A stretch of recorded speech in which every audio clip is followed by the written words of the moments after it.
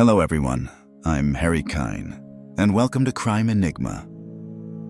The disappearance of a modern airliner in an age of pervasive satellite surveillance and constant digital communication is an almost unthinkable event, a chilling anomaly that defies our expectations of a connected world. Yet, in the early hours of March 2014, Malaysia Airlines Flight MH370, a Boeing 777 laden with passengers and crew, en route from the bustling hub of Kuala Lumpur to the sprawling metropolis of Beijing, vanished from civilian radar screens. This event didn't just spark an aviation mystery, it ignited one of the most extensive, costly, and ultimately perplexing aviation searches in history, leaving a wake of unanswered questions, grieving families in agonizing, prolonged suspense, and the entire world grappling for an understanding that remains, even today, frustratingly elusive. The story of MH370, a designation now synonymous with profound loss and enduring mystery, began in Kuala Lumpur, the vibrant, cosmopolitan capital of Malaysia. A city of gleaming skyscrapers juxtaposed with rich cultural heritage. Kuala Lumpur stands as one of the fastest-growing metropolitan regions in Southeast Asia, a testament to its economic dynamism and diverse population. Known for its humid tropical rainforest climate, it's a significant global hub of tourism, driven by its unique cultural tapestry, its renowned culinary delights, and relatively low costs that make it a haven for travelers. Approximately 45 kilometers south of the energetic city center lies the modern architectural marvel of Kuala Lumpur International Airport, or KLIA, as Malaysia's primary international gateway. KLIA is far more than just a national transport facility. It is one of the major, most critically important aviation hubs in Southeast Asia and, indeed, globally. Officially inaugurated in June 1998, KLIA was designed with an eye to the future, boasting 3 parallel runways, a regional first, and 2 expansive, state-of-the-art terminals, meticulously engineered to handle a massive and ever-increasing volume of air traffic with efficiency and passenger comfort in mind.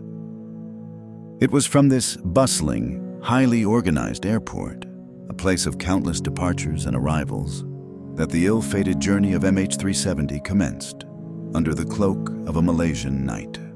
On March 8, 2014, the 53-year-old Malaysia Airlines pilot, Captain Zahari Ahmad Shah, a seasoned aviator with 3 decades of flying experience, logged in over 18,000 flight hours, signed on for duty at 10:50 p.m. Malaysia time, a routine start to what should have been a routine flight.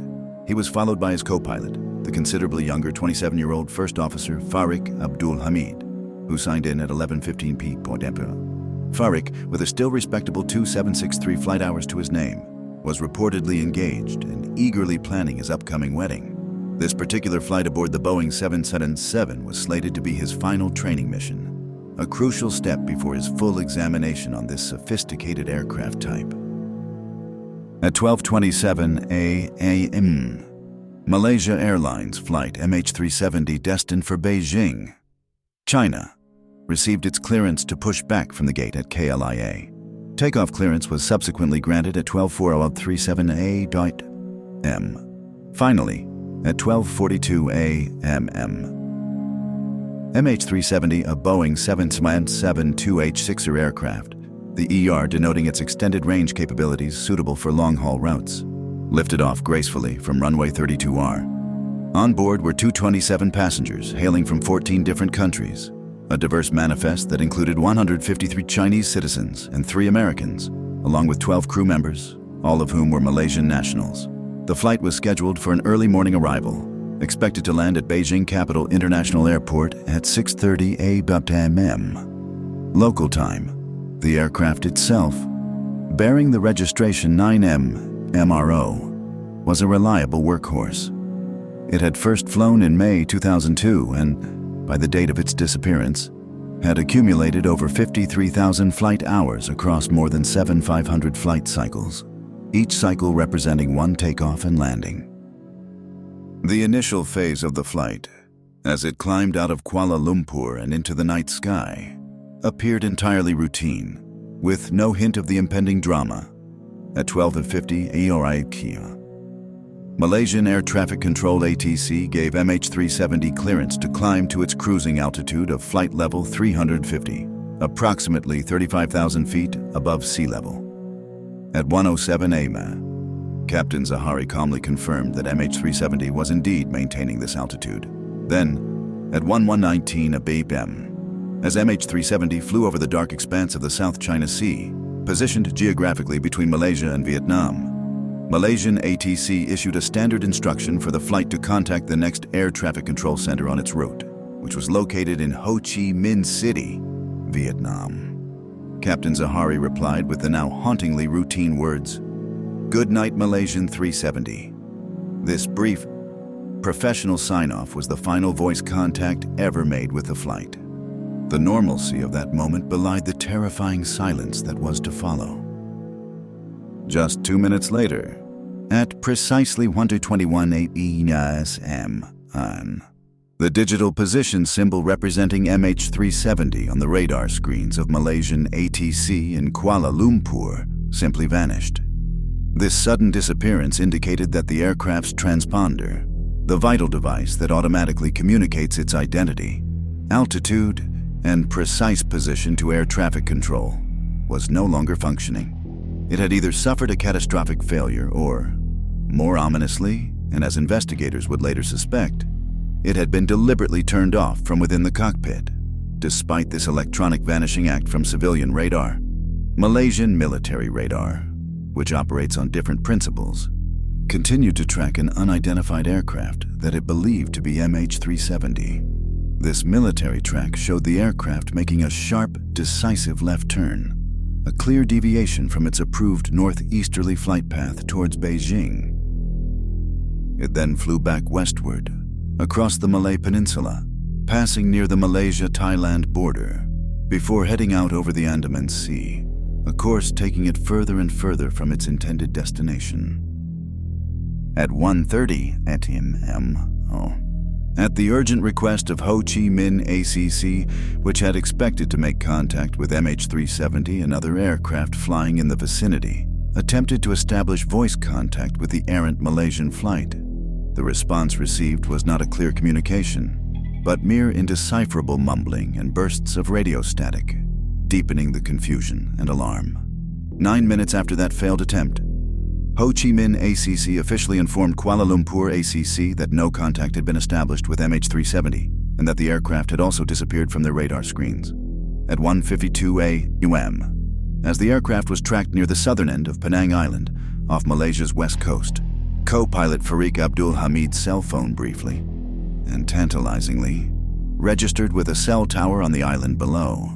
However, no call was connected, and no data was transmitted from the device during this fleeting electronic handshake. The aircraft then appeared to alter its course again, turning towards the northeast and flying along the Strait of Malacca. At 2:03 AM, the Malaysia Airlines Dispatch Center, likely growing concerned by the lack of communication, sent a text message to the cockpit via the Aircraft Communications Addressing and Reporting System ACARS, instructing the pilots to contact Vietnam ATC. There was no response from MH370. However, in a confusing turn, at 2:15 AM, the Malaysia Airlines Operations Center informed Kuala Lumpur ATC that it believed it could still exchange signals with MH370 and that the aircraft was in Cambodian airspace. This assertion was quickly contradicted by Ho Chi Minh ACC, which stated that MH370 was not supposed to be on any route into Cambodian airspace and that Cambodian aviation authorities had no information about or contact with the flight. A crucial, if then poorly understood, development occurred around 225 AM. The aircraft's satellite data link, its connection to the Inmarsat satellite network, which had apparently been lost sometime between 1:07 AM and 2:03 AM, was unexpectedly re-established. Thereafter, the Aircraft Satellite Data Unit, or SDU, aboard MH370 began to respond to 5 hourly automated status requests. These are the handshakes or pings that became so critical to the later search. sent by an Inmarsat satellite positioned high above the Indian Ocean. These faint electronic whispers, confirming only that the SDU was powered on and operational, continued between 3:41 a.m. and 8:10 a.m. The SDU also logged 2 unanswered ground-to-aircraft telephone calls made during this period. For hours, MH370 flew on as a ghost flight, its precise location unknown, its passengers and crew cut off from the world. A formal search and rescue mission was officially launched at 5:30 a.m. on March 8th, even as authorities grappled with the profound and terrifying uncertainty of the missing plane's actual location, or indeed, whether it was even still airborne after so many hours of silence. Then, at 8:19 am, more than 7 agonizing hours after its scheduled takeoff from Kuala Lumpur, the SDU on MH370 sent a final, unexpected logon request message, attempting to re-establish a data link with the satellite. This was followed by the very last transmission from MH370 just 8 seconds later. Investigators later came to believe that these 8:19 a.m. messages were likely triggered by a significant power interruption on board the aircraft, possibly as it finally exhausted its vast fuel reserves and its emergency power systems attempted to kick in. It is widely and grimly believed that at the time the Inmarsat satellite received MH370's last confirmed signal, the flight, wherever it was over the desolate ocean, was critically low on fuel, its engines on the verge of silence. Malaysia Airlines officially released a press statement to a stunned world at 7:24 a.m. on March 8th, confirming that all contact with Flight 370 had been lost. Within a tense 24 hours, extensive multinational search operations commenced, initially focusing on the Gulf of Thailand, the last known area of civilian radar contact. An oil slick spotted on the water briefly raised hopes, but subsequent lab tests confirmed it originated from a passing ship, not a downed aircraft, the first of many such false dawns.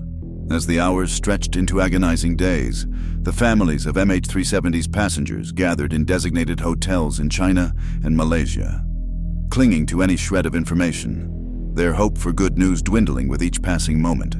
Their profound distress was often compounded by immense frustration at the limited, and sometimes contradictory, information being provided by authorities. Despite initial claims from Malaysia Airlines that the aircraft would only have been able to fly for approximately 4 hours before running out of fuel, the later meticulous analysis of the satellite pings confirmed the chilling reality MH370 had remained airborne, under some form of control, for at least 6 more hours after its transponder signal was inexplicably lost. The military radar data, showing that dramatic westward turn back over the Malay Peninsula, then up the Andaman Sea before an apparent final turn south towards the vast, uncharted expanse of the southern Indian Ocean, became the new, daunting focal point of the investigation. On March 10th, the search mission was expanded into the South China Sea after reported debris was spotted from the air near Hong Kong. But once again, Vietnamese search and rescue teams found nothing tangible. Authorities then formally opened investigations into the deeply disturbing possibility that MH370 had been deliberately hijacked or its flight path intentionally altered through sabotage by one of its highly experienced pilots or other crew members.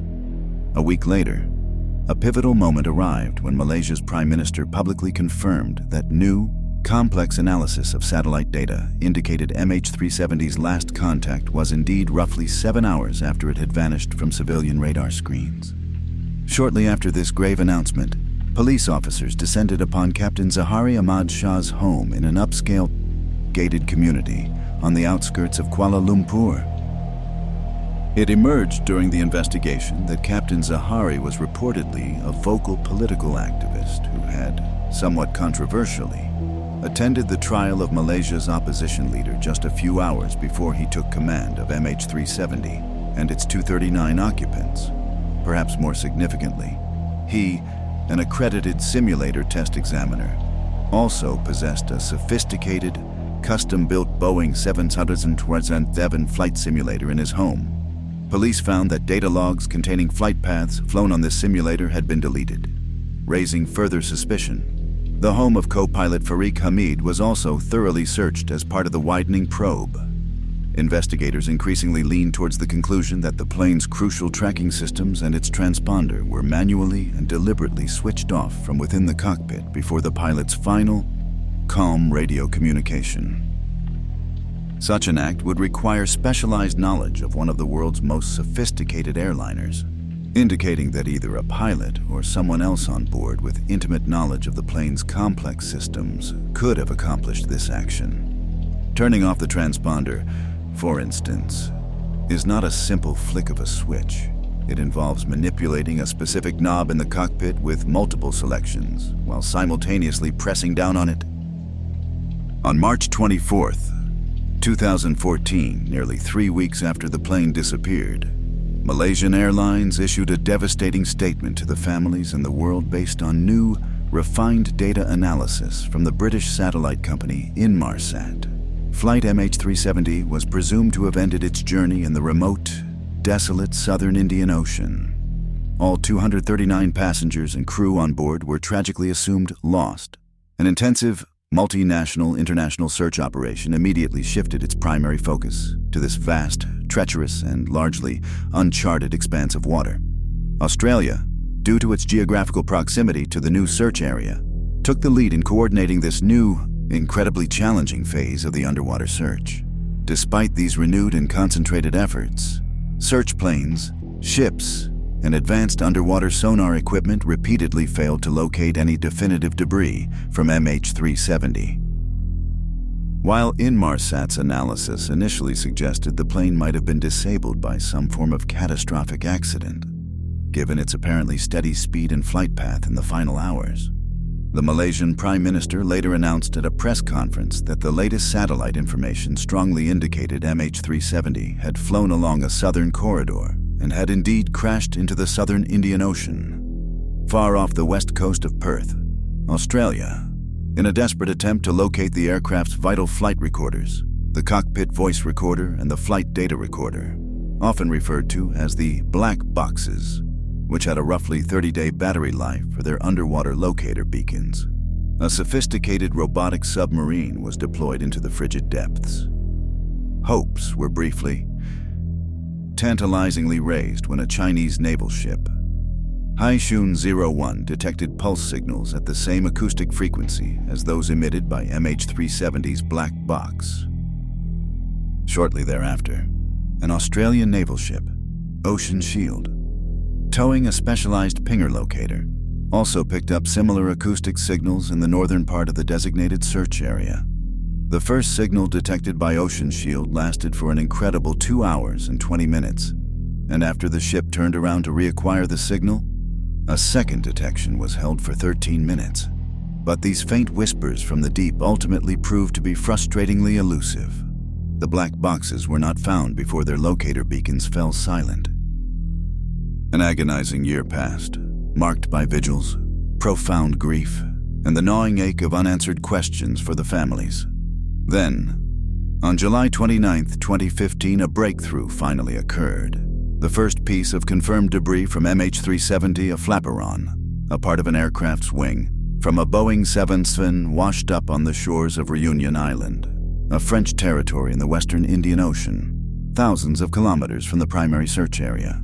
It was discovered by Blaine Gibson, a U.S. snort lawyer from Seattle, who, driven by a personal quest for answers, had embarked on a self-funded, exhaustive hunt for MH370 wreckage across the Indian Ocean. Inspired by a poignant meeting with the victims' families in Kuala Lumpur, Gibson, often guided by the expertise of oceanographer Dr. Charitha Patiarachi, who predicted debris drift patterns, focused his determined search on the coastlines of Madagascar and Mozambique. His persistence paid off. In February 2016, he discovered 2 more pieces of Boeing 777 debris on a beach in Mozambique, which were later confirmed by investigators to almost certainly belong to MH370. Further discoveries by others followed a large wing part found on a Tanzanian island, and another fragment of a wing discovered in Mauritius were also officially confirmed by Australia's Transport Minister as originating from the missing Malaysian airliner. In June 2016, Gibson himself found approximately 15 to 20 washed-up personal items on a remote Madagascar beach, including a small backpack, a computer case, and several cabin-sized carry-on items, offering a heartbreaking glimpse into the lives of those on board.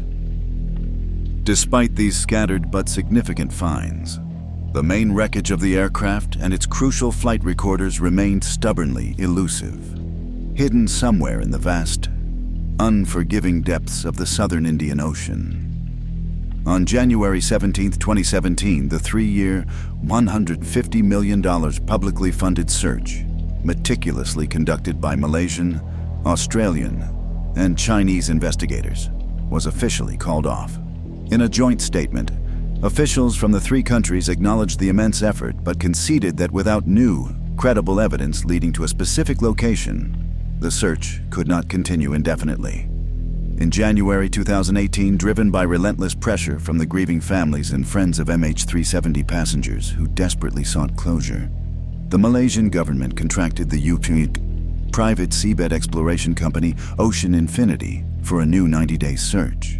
This agreement was notably structured on a no-find, no-fee basis, a testament to the challenging nature of the task.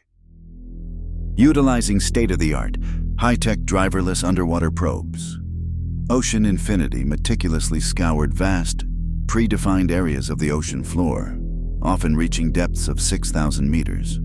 However, after 138 days of intensive searching, this effort too was called off without finding any wreckage. Over the years, numerous theories, ranging from the plausible to the highly speculative, have attempted to explain MH370's mysterious and unprecedented disappearance. The leading theory among many aviation experts and investigators remains that Captain Zahari Ahmad Shah deliberately crashed the Boeing 777 into a remote part of the Indian Ocean in a carefully planned and executed murder-suicide. Canadian air crash investigator Larry Vansom, among others, has suggested that the condition of the recovered flaperon indicated the aircraft was under control at the moment of impact, and that it entered the water at a relatively low speed, possibly in an attempt to ensure it sank largely intact and minimized surface debris, thereby creating, as he put it, the greatest mystery in the history of aviation. Others have speculated that Captain Zahari may have deliberately depressurized the aircraft at altitude, causing the passengers and other crew members to become hypoxic and unconscious before the final descent. However, exhaustive investigations into Zahari's personal background, professional training, and mental health found nothing definitively irregular or that pointed conclusively to such a drastic act. French investigators, who continue to conduct a judicial inquiry into the crash due to the presence of French citizens on board, have noted an unexplained discrepancy. An alleged 89 kg load was reportedly added to the aircraft's cargo manifest after it took off from Kuala Lumpur. Guylain Wautrelos, a French engineer who tragically lost his wife Lauren and 2 of his children, Hadrian, 17, and Ambra, 13, who were all on board MH370, has been a vocal advocate for uncovering the truth.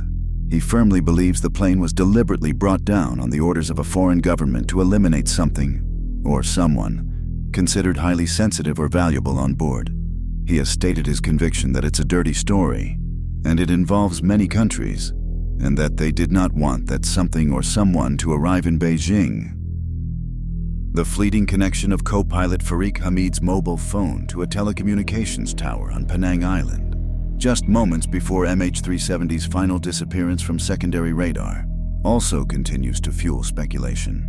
It's assumed that either he had turned his phone off before takeoff and then switched it on again mid-flight, or that it had remained on the whole time, and he only then attempted to use it, perhaps to send a desperate text message or make a call for help as events unfolded in the cockpit. Aviation expert Jeff Wise, in his 2015 book, suggested a hypothetical scenario where the co-pilot might have been trying to alert people on the ground that a hijack was in progress.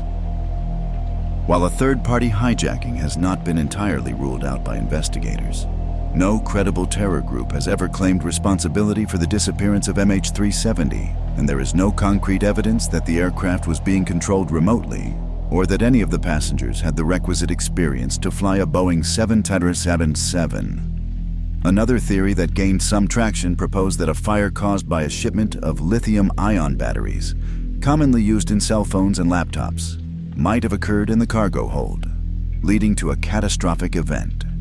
French reporter Florence de Chengji, in her book The Disappearing Act, posited a more provocative theory that MH370 was carrying a sensitive shipment of electronic equipment to China, a shipment the United States did not approve of. She suggests that the U.S. Air Force attempted to ambush the plane by intercepting its tracking technology, causing it to disappear from radar screens, and that MH370 was subsequently shot down after a failed attempt at rerouting its course, with the entire matter then covered up. However, amidst all these swirling theories and the deep, enduring mystery surrounding the fate of MH370, British aerospace engineer Richard Godfrey has more recently claimed that he has successfully narrowed down the potential search area for the aircraft to just 115 square miles. Using an innovative analysis of weak signal propagation reporter WSPR data, a global network of amateur radio signals that can be disturbed by aircraft, he has pinpointed what he believes to be the wrecked aircraft's final resting place to coordinates 33.27 degrees south, 95.300 degrees east in the southern Indian Ocean. Following this new analysis, Ocean Infinity announced on the 8th anniversary of the disappearance that they intended to start a fresh search, possibly in early 2023 in conjunction with Mr. Godfrey's findings. There is a renewed, albeit cautious, hope that new technology in this refined search area might finally lead to the discovery of MH370, bringing some measure of closure to the families who have waited so long for answers, and solving what remains one of aviation's most profound, challenging, and heartbreaking enigmas.